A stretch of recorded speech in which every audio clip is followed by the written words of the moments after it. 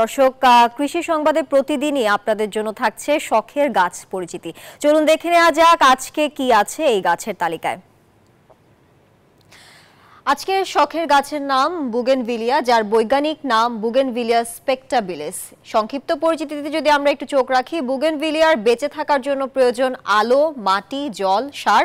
Bougainvillea ফুলবাগান বিলাস কাগজি ফুল নামে পরিচিত।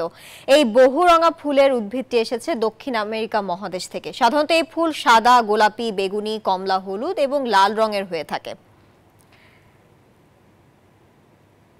এবারে কোথায় এই বুগেনভিলিয়া রোপণ করা যায়, কিভাবে লাগাবেন? ফুল চাষের প্রথম ধাপ হলো ঠিক স্থানে বাছাই করা স্থানটি উজ্জ্বল এবং পরিষ্কার হওয়া উচিত।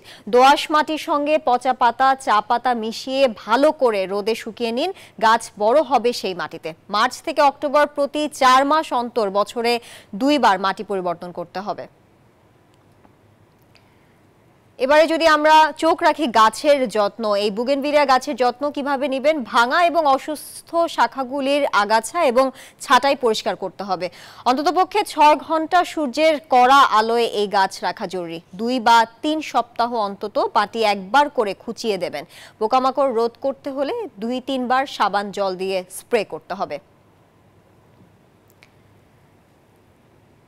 এবারে দেখে আসি বুগেনভিলিয়া গাছ কোথায় পাওয়া যায়।